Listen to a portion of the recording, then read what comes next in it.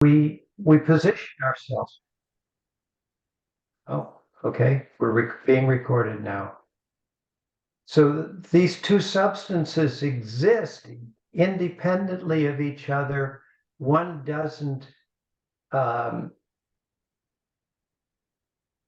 eradicate the other.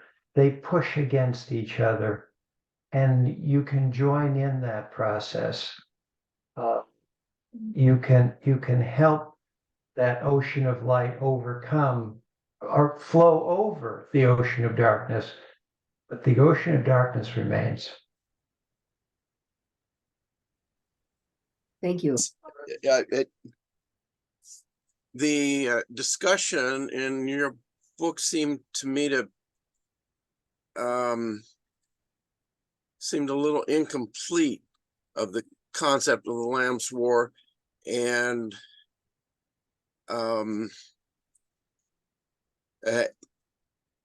course the overarching concept is you know, the conflict between good and evil, like light and darkness, and then there you spoke mostly about a sort of a, if I remember right, a sort of a corporate conflict, maybe, of groups, and the other strong sense I got from reading Early Friends too was that there's very definitely it has meaning for us as individuals, that there's that struggle between good and evil that goes on within each of us, as well as in a cosmic sense, as well as within the world around us. But and I was wondering if that was an intentional strategy to de-emphasize the struggle within individuals, or just sort of what contributed to your perspective here on Lamb's War. Well, I think I first have to give credit to Doug Gwynn. He and I have lunch every few weeks, and we talk. And I think he probably knows more about the Lamb's War and how early friends thought of it than anyone else. I think for an update on my feelings, the Pendle Hill pamphlet that just came out this last June that I wrote, called Friends' Testimony, What We Witnessed to the World, or maybe it's Quaker Testimony. Oh, I can't remember. I should have a copy here, but I don't.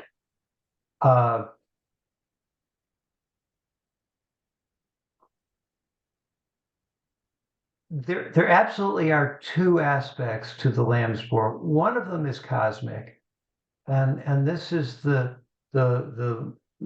war between good and evil that's going on, not just in the world but in creation broadly.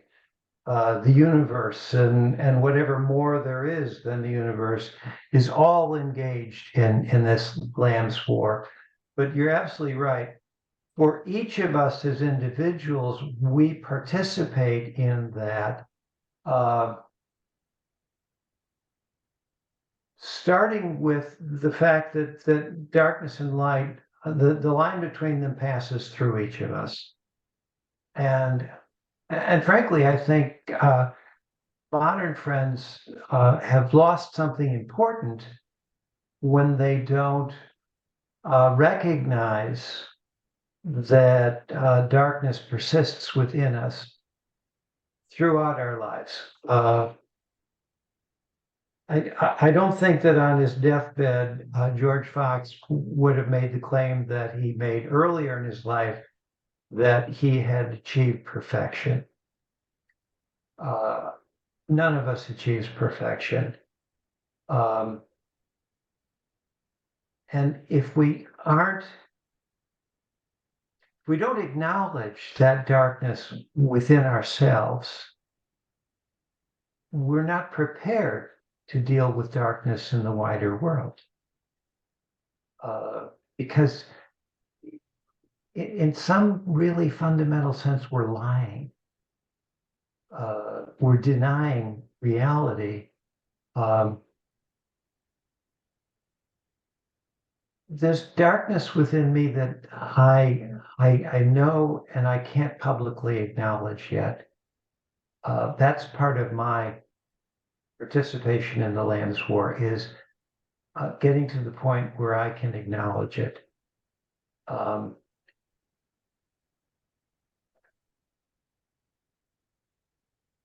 It's a lot easier to see wickedness in the wider world and point your finger and say, it's over there. Go fight them over there. Inwardly, spiritual weapons only. But don't look at me. I don't know if I'm answering your question at all, David. I don't know if you had a question. Well, I wasn't, my understanding of it, and I could be wrong, but my understanding was there was the cosmic sense, and then there was the inner struggle within each individual, and that the only extent to which we can approach perfection is the extent to which we allow the Holy Spirit to have control of our lives, to the extent to which we give over our lives to the Lamb and allow ourselves to be led, and that our perfection is in Christ, in the Lamb, and it's not of us per se. I mean, we're limited creatures, and we're not capable of perfection, or what would that be even? But there's that struggle within each individual to yield to good or to bad impulses, to allow the Lamb to lead us, or to follow and reject the Lamb. And that to me has always been a crucial sense of that, as well as the cosmic sense, which our environment around us is part of. I guess we're part of too. So, while you both were talking, I was noticing in myself that it has become very important to me that it's called the Lamb's War.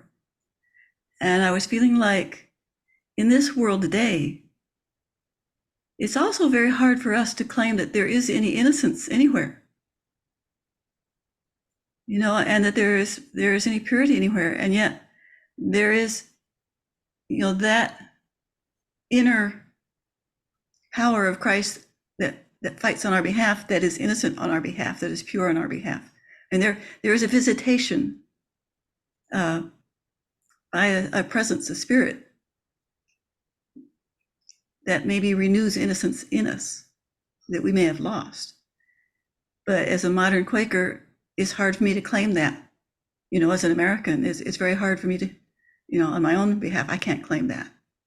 But maybe this reviving, renewing spirit that you're pointing us to brings that fresh stream into our polluted inner being. So I hadn't thought of it before as Christ fighting on my behalf. But I'm frequently reminded by other friends that I should not struggle and do it on my own. Friends in this group. So anyway, I completely agree that there's various ways of darkening myself, and to allow the light to come, I have to really truly believe in it, and I need to believe that innocence is possible also. which I've lost sight of.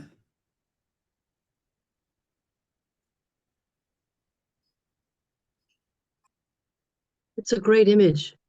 The lamb at war with the darkness. And when you were speaking, Paul, it evoked the two images of Christ in the Bible, that of the lion and then of the lamb. And I think there's a great, huge humility in the fact that it's the lamb that confronts us in our depravity, in a way, in our darkness.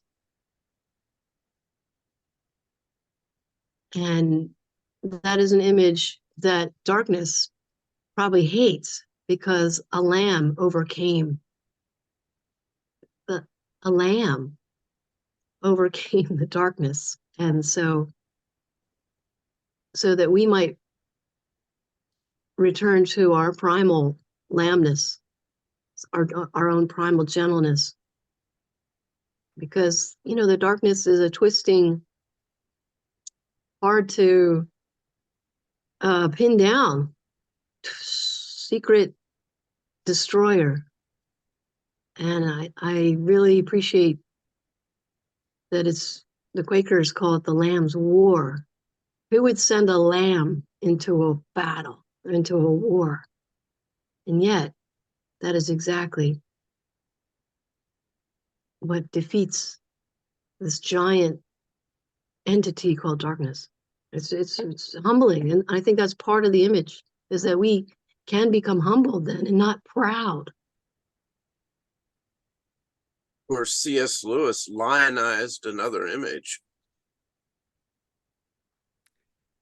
But I definitely think it's the lamb within us that produces his own innocency. As Job Scott would say, it's the birth of the divine within the human being. And everything that God does within us is perfect and innocent and pure. And so it's our part is mostly capitulation of our own efforts to produce that ourselves, to produce our own goodness, our own righteousness. And Paul, you even use, I think you said in your book, what's the perfection of what we expect from a baby is different than the perfection we expect from a toddler, is different than we would expect from an adult. So within perfection, there's still the ability to grow and mature as God leads us along. And so it's, if we're perfectly receiving what God wants to give us today, for me, that's perfection. That's the mark. And he might give us something more tomorrow to deal with and to decide over and capitulate over. But are we open today? Are we willing to be made open today to what he wants to give?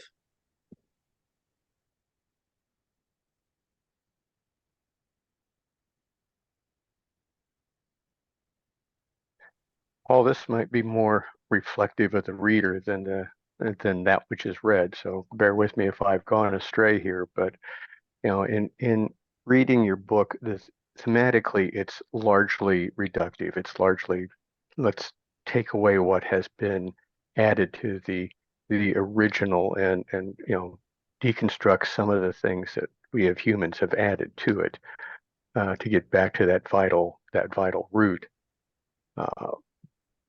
But having said that, if you agree that that is one of the themes of your book, what would you say is the additive features that you think should be put back in place of some of those? What has been lost and should be re-nurtured?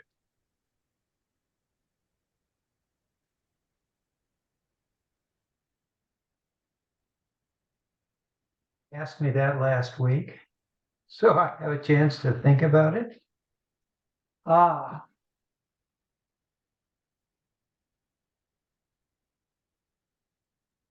Well, I mean, looking at the Society of Friends today, I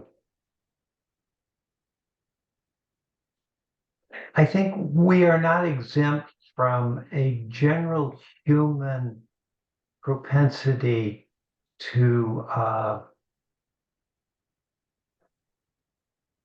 ritualize, and to try and make the divine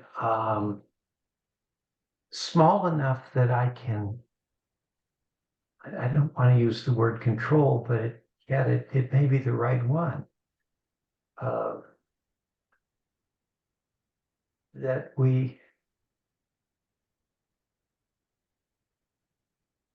want to be in charge. I mean, that's part of the problem. And I see it as this generation's iteration on a common theme of trying to shrink things down to a manageable size. I mean, God's just too damn big. We can't get a grip on God and get God to do what we want done. I think I've heard the word surrender several times here, and I think that's one thing that I think we need to reclaim, is that the essence of being a friend is to surrender, but at the same time to recognize that in surrendering, we don't get to hand over our responsibility for speaking truth as it is given to us and acting in ways consistent with the light that we have been given.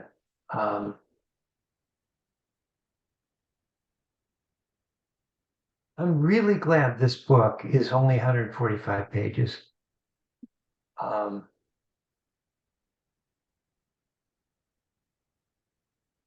Because I think it is really that simple, that it probably fits in half that many pages if I was a better writer.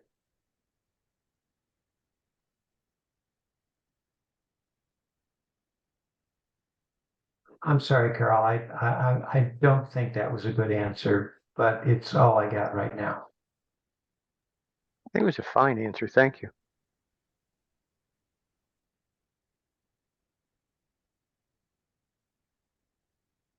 Paul, were you born Quaker? And if not, how did you come into this Quakerness? Oh, I was born Catholic.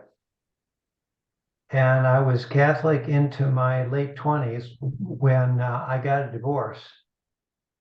And I was serious about being a Catholic.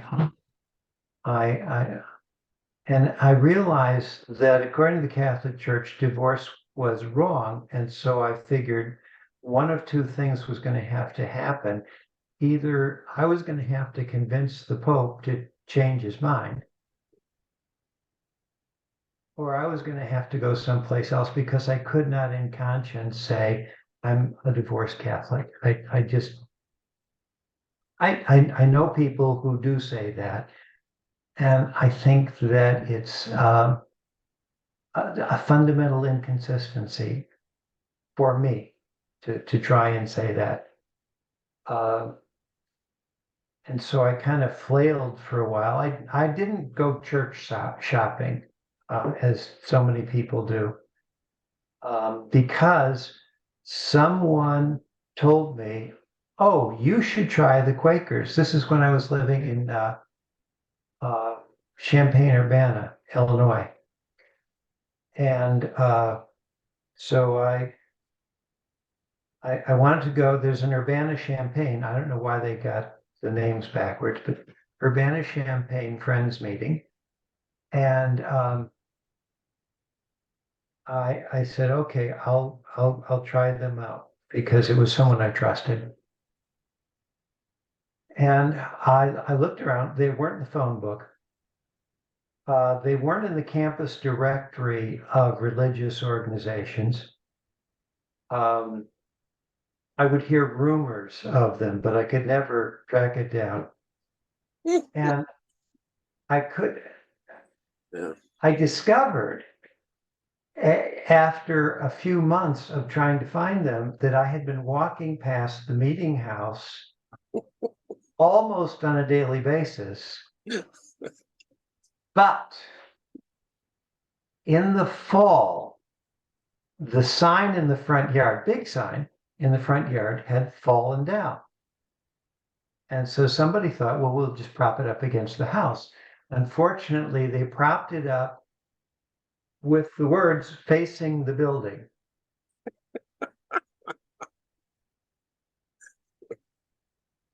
Because the weather was getting bad, and who wants to go and dig a new hole and put the sign up again? And so it sat upside down and backwards on the porch, actually.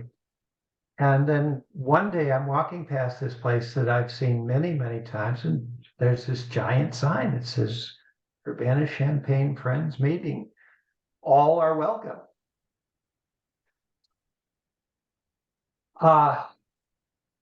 Oh, that's a good story. I'm going to keep going. So the next Sunday, I show up at the meeting, and I knew nothing, absolutely nothing about this, except that I'd been recommended to me. So I go up the steps, and there's this man who looks like Moses. He's more like Moses than Charlton Heston. And he's got this amazingly deep voice. And he opens the front door for me and says, and I can't come anywhere near, there are more seats in the back. And I thought, oh, he's the minister. So I go in and I sit down. I figure I'm early.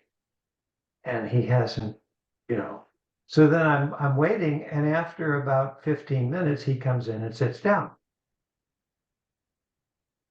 And I'm waiting. I'm in waiting worship, but not the kind that you folks would know. But I realized after a while that no, he isn't the minister, and no, it's not going to be any kind of Protestant worship service. One woman stood up and she said, and I quote, no, I can't, because I can't remember how she said it anymore. But she talked about the Equal Rights Amendment and sat down. And this is when Prairie Home Companion was big. And I had heard the story on Prairie Home Companion about Quakers, or maybe I heard it later, where the only ministry offered one week was Keep Minnesota Green. Well, that was kind of it. The only ministry offered was on the Equal Rights Amendment. And I sat there and I had nowhere to turn to, no distractions. And by the end of the meeting, I thought, yeah, this is where I need to be. That's my story, and I'm sticking to it. Times throughout reading the book, frequently it seemed to me like there was a whole lot for me there in pointing out the misdirections we can give ourselves, the mistakes we can make as individuals in its meetings, and things to look at and think hard about and so forth. And it would clear away the dead wood and get up to the point that I would kind of expect a certain punchline or depth. And it would seem to pull back at that point and not quite say it. And I'd be all frustrated. And then I'd have to think about, well, why do I feel this way? And what is it I think?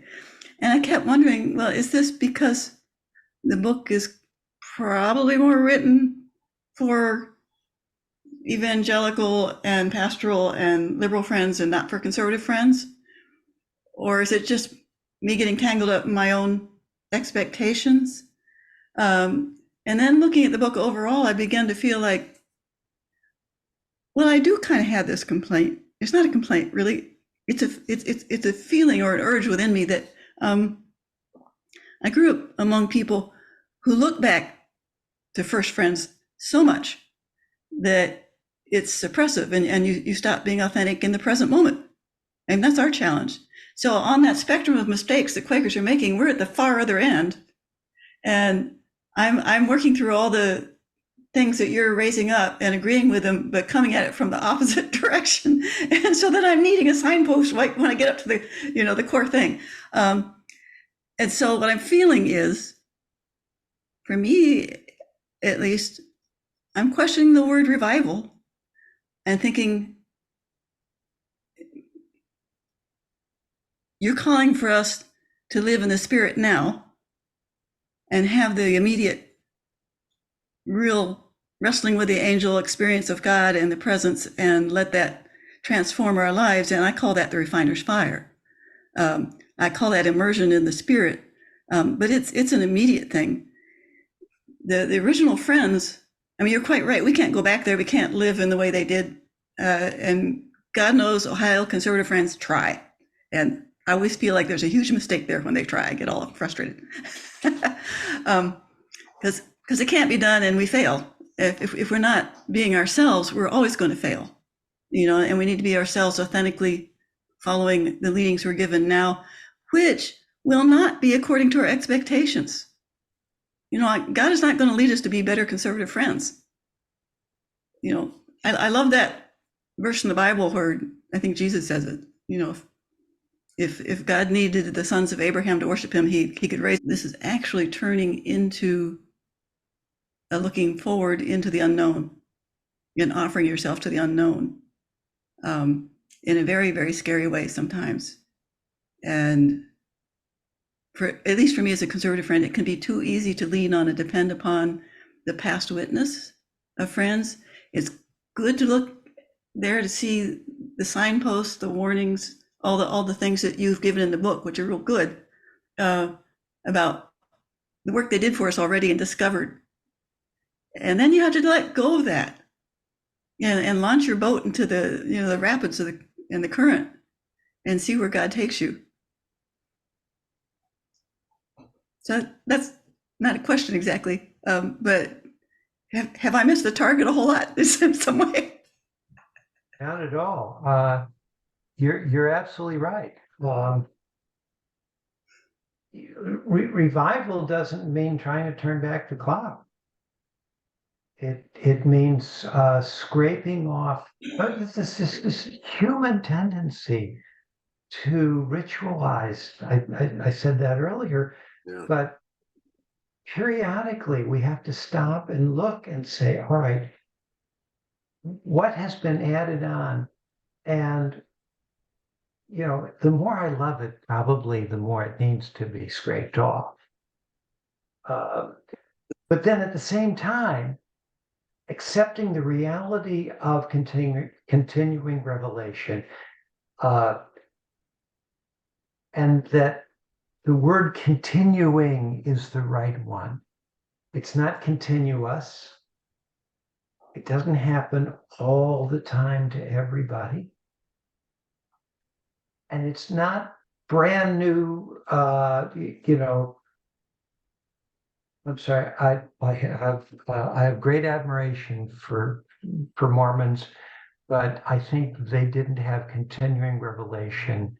Open ourselves to the reality that God is calling us as individuals and as communities to work in the world today. And sometimes that may lead us in a new direction that we hadn't anticipated. But our egos are more likely to pull us. And so we need discernment to anchor us and hold us from leaping before we are sure where our guide is pointing. And I feel like that's, you got it. That's what the book says. Really, that's what I was trying to say. I was very pleased to hear you say that you thought maybe it was written for evangelical or pastoral friends, because when I talked to some liberal friends, they said, well, maybe your book was written for conservative friends. I'm not surprised. Of There you go. I love it. So Southern guys. That's the place I want to be in this conversation. I don't want to be, I mean, I confess right up front, and it's a confession, what my beliefs are. But I don't want to claim one of our traditions and say, that's the true one. Mhm. That's the only true one. Mhm. And I hear that at home, and it bothers me a great deal. And I was very relieved, in reading your book.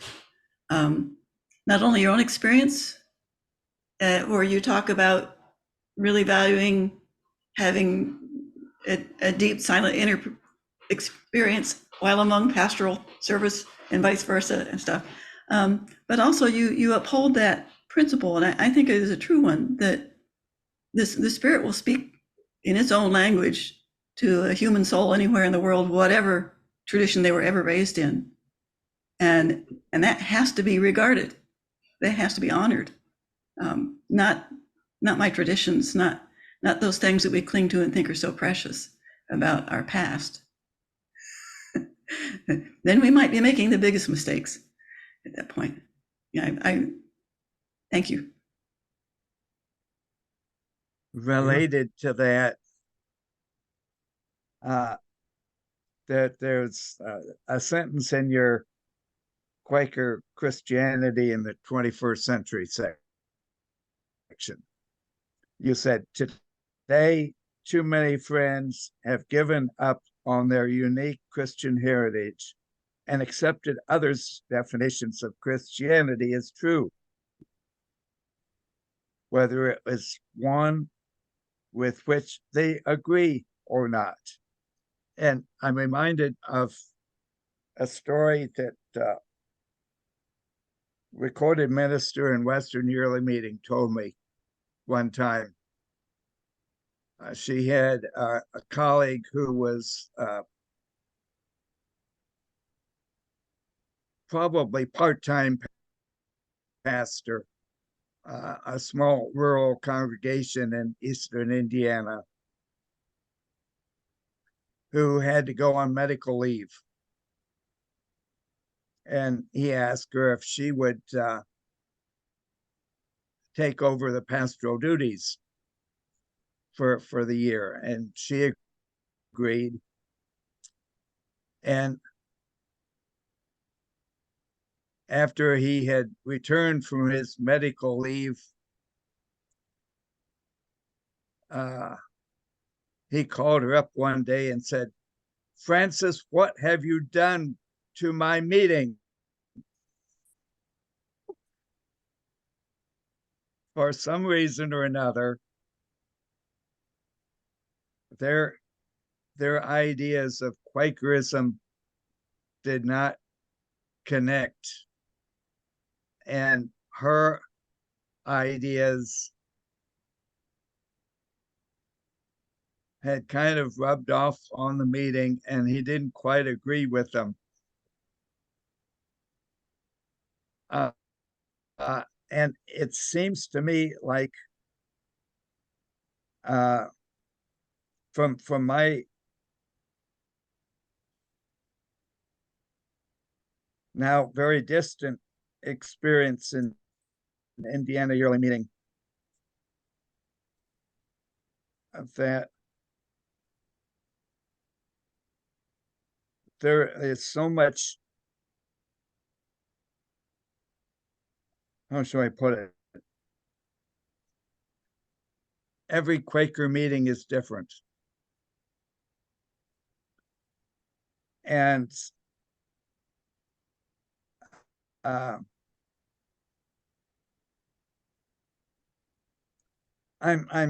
slightly wondering if there's anything that you would add. What do you want? What should I be doing?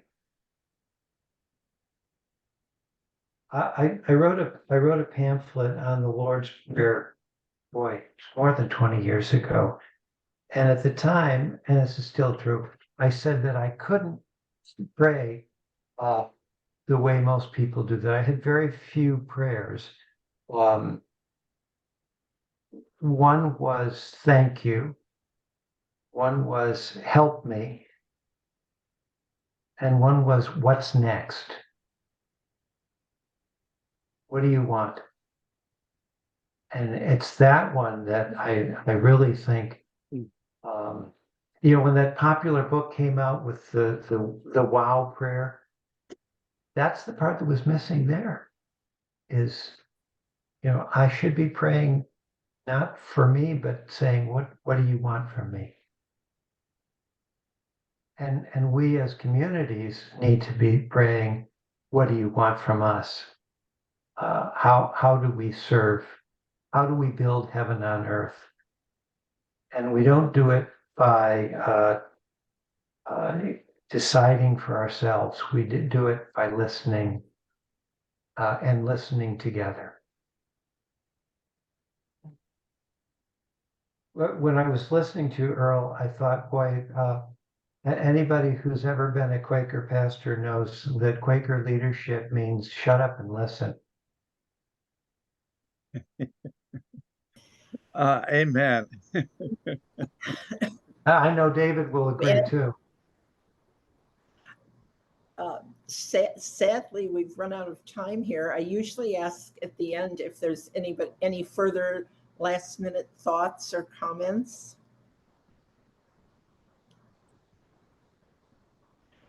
This has been wonderful. Oh, go ahead.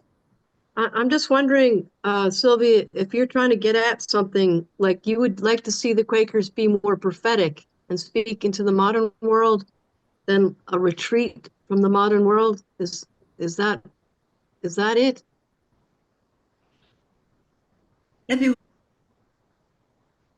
How can we know as imperfect human beings with it's incredibly, even the wisest of us have perceptions that they're only a tiny pie slice of all the perceptions in the world, none of which on a human basis can really grasp the whole.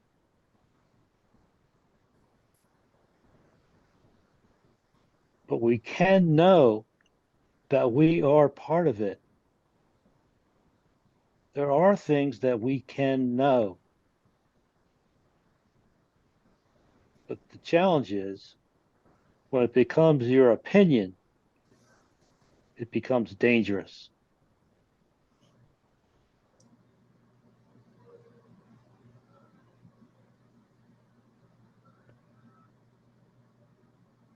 Yeah, that's right. Yeah. But yeah, that speaks to my condition. And that's, I mean, the big query is, how do we allow God to speak to our condition? What does he require of us? And both as individuals and as groups. So appreciated, hearing these things reiterated. Paul, thank you for a wonderful discussion. As several people have said earlier, there is a great deal packed into this book.